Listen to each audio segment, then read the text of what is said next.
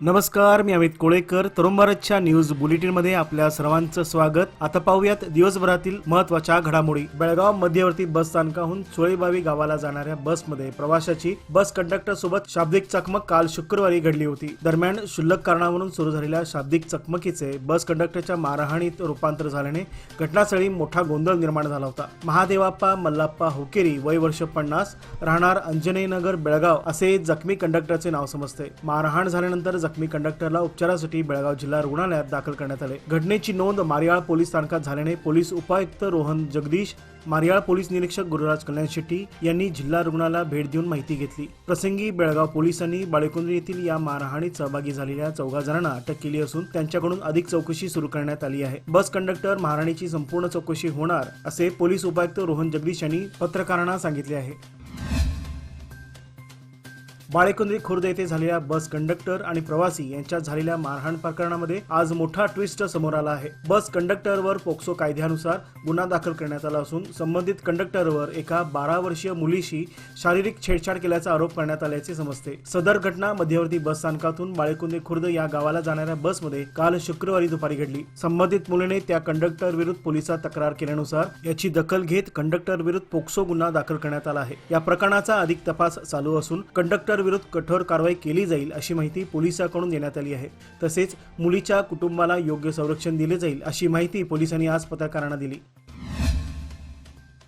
कोल्हापुरात शिवसेना उद्धव बाळासाहेब ठाकरे पक्ष आक्रमक झाला आहे. काल कर्नाटकातील चित्रदुर्ग येथे कन्नड संघटनांनी महाराष्ट्र राज्य परिवहन महामंडळाच्या बसला काळी फासून ड्रायव्हरला देखील मारहाण केल्याची घटना घडली होती. याचाच निषेध नोंदविण्यासाठी शिवसेनेचे ठाकरे गटाचे सहसंपर्क प्रमुख विजय देवणे यांच्या नेतृत्वाखाली कोल्हापूरच्या मध्यवर्ती बस स्थानकाबाहेर कन्नड संघटनांनी केलेल्या या कृत्याच्या निषेधार्थ जोरदार घोषणाबाजी करत परिसर दणाणून सोडला. विशेष म्हणजे कोल्हापूरच्या मध्यवर्ती बस स्थानकातून कर्नाटकमध्ये जाणारी वाहतूक यावेळी रोखून धरण्यात आली होती. तर आक्रमक झालेल्या शिवसैनिकांनी कर्नाटक सरकारला सज्जड इशारा देत कर्नाटकच्या बसवर भगवा ध्वज फडकवला.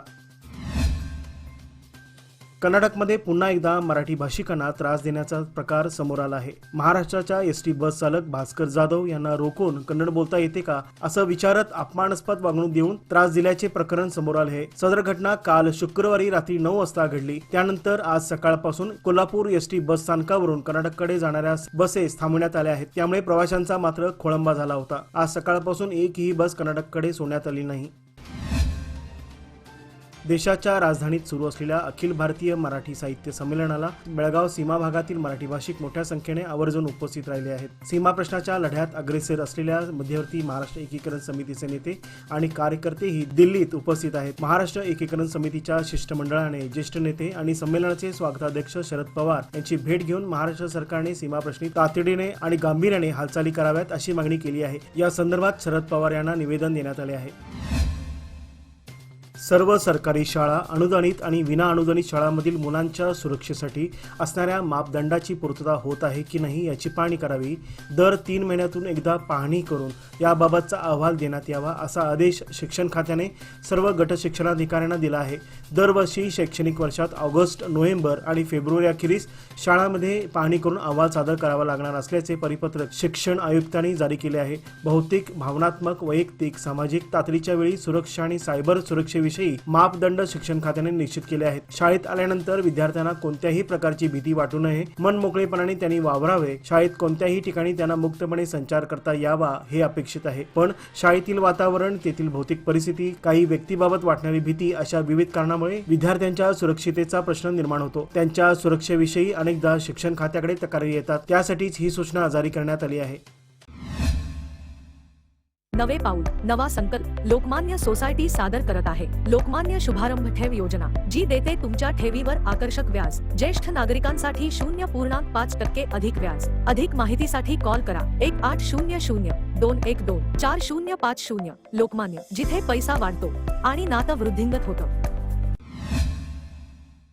बेळगाव व चंदगड तालुक्यात झाडांना आगी लावणारी टोळी सर्वत्र सक्रिय झाली आहे। त्यामुळे जिवंत झाडांच्या बुंद्याला आगी लावून ते जाळण्याचा प्रकार सर्रास सुरू आहे। याला आळा घालण्यात सार्वजनिक बांधकाम विभाग अपयशी ठरले असून त्यामुळे तालुक्यातील प्रमुख मार्गावरील डेरेदार वृक्ष झपाट्याने कमी होत आहेत। रस्त्याच्या बाजूला असणाऱ्या झाडांना आगी लावण्याच्या प्रकारात वाढ झाली आहे। यामुळे दुर्घटना घडण्याची शक्यता असून अशा घटना रोखण्याची मागणी होत आहे। बेळगाव वेंगुर्ला रस्त्याच्या बाजूला हिंडलगा ते बाचीपर्यंतच्या टप्प्यात असे प्रकार वारंवार घडत असून याला आळा कोण घालणार असा प्रश्न उपस्थित होत आहे।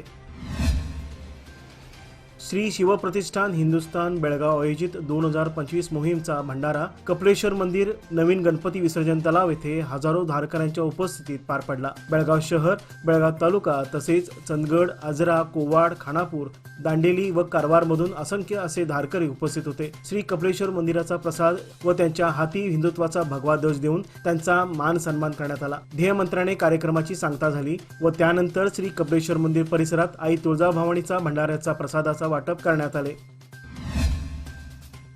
बेळगाव शहरातील शापूर रजक समाज बेळगाव तर्फे उद्या रविवार दिनांक 23 रोजी संत गाडगे बाबा यांची जयंती सकाळी 8:30 वाजता संत गाडगे बाबा भवन फुलबत्ती कॉलनी शापूर येथे साजरी करण्यात येणार आहे। गाडगे बाबांच्या जयंतीनिमित्त सकाळी 8:30 वाजता बाबांच्या प्रतिमेचे पूजन, त्यानंतर 10 वाजता केली रुग्णालयातर्फे रक्तदान शिबिर, युनिकेअर रुग्णालयातर्फे मोफत आरोग्य तपासणी, त्यामध्ये रक्तदाब, मधुमेह, हाडांची तपासणी करण्यात येणार आहे। सर्व समाज बांधवांनी यावेळी बहुसंख्येने उपस्थित राहावे असे आवाहन समाजातर्फे करण्यात आले आहे।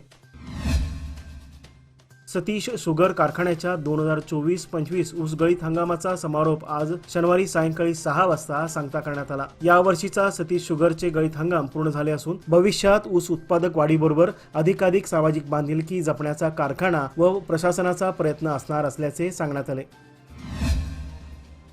गणेबैल येथील टोल नाका विरोधात बेंगलोर येथील उच्च न्यायालयात जनहित याचिका दाखल करण्यात आली असून जनहित दावा क्रमांक 5178/2025 अन्वये दावा दाखल करण्यात आला आहे। यावेळी उच्च न्यायालयातील सुप्रसिद्ध वकील S.H. काझी आणि उमर खान हे वकील काम पाहत आहेत। या दाव्यात केंद्रीय वाहतूक मंत्री, बेळगाव जिल्हाधिकारी, बेळगाव गोवा महामार्ग प्राधिकरणाचे प्रोजेक्ट डायरेक्टर यांना प्रतिवादी करण्यात आलेले आहे, अशी माहिती शिवसेना उभाटा गटाचे कर्नाटक राज्य उपप्रमुख KP पाटील यांनी खानापूर येथील विश्रांत धामात बोलवलेल्या पत्रकार परिषदेत दिली।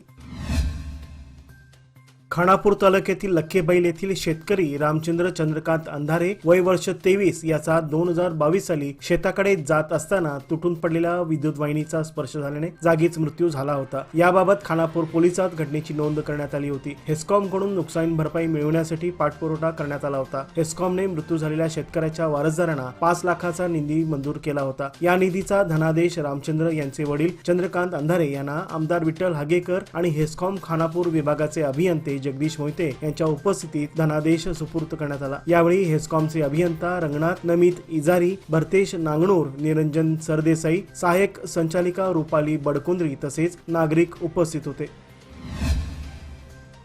निप्पाणी येथील आंदोलन नगर येथील श्री स्वामी समर्थ मंदिराच्या वर्धापन दिनानिमित्त सोमवार दिनांक 17 फेब्रुवारी पासून विविध धार्मिक कार्यक्रमाला सुरुवात झाली होती। काल शुक्रवार दिनांक 21 रोजी महाप्रसादाने सोहळ्याची सांगता करण्यात आली। आंदोलन नगर मध्ये श्री स्वामी समर्थ मंदिरात मागील 4 दिवसात भाविकांची रीघ लागली होती। पहिल्या दिवशी सायंकाळी एकनाथ महाराज यांचे प्रवचन, कीर्तन सेवा संपन्न झाली। 2025च्या चॅम्पियन्स ट्रॉफीतील हाय व्होल्टेज सामना उद्या रविवार दिनांक 23 फेब्रुवारी रोजी खेळला जाणार आहे। या दिवशी भारत आणि पाकिस्तान आमने-सामने असतील। हा सामना दुबई येथील आंतरराष्ट्रीय स्टेडियमवर खेळवला जाईल। पाकिस्तानसाठी हा सामना एखाद्या नॉकआउट सामन्यापेक्षाही कमी नाही। या हाय व्होल्टेज सामन्याचा टॉस दुपारी 2 वाजता होईल। 2025च्या चॅम्पियन्स ट्रॉफीमध्ये दोन्ही संघांचा हा दुसरा सामना असेल। भारताने पहिल्या सामन्यात बांगलादेशला हरवले आहे, तर पाकिस्तानला न्यूझीलंडकडून दारुण पराभव स्वीकारावा लागला होता। जर पाकिस्तान संघाने हा सामना गमावला तर त्यांना चॅम्पियन्स ट्रॉफीच्या उपांत्य फेरीत पोहोचणे जवळजवळ अशक्यच होईल। त्यामुळे कोण बाजी मारणार हे उद्या स्पष्ट होणार आहे। याचबरोबर आजचे बातमीपत्र येथेच संपले। अधिक माहिती आणि ताज्या घडामोडी करता पाहत रहा तरुण भारत न्यूज चॅनल। तसेच आमच्या चॅनलला लाईक, शेअर आणि सबस्क्राईब करायला विसरू नका आणि विश्वासार्ह बातम्यांसाठी दररोज वाचा दैनिक तरुण भारत। धन्यवाद।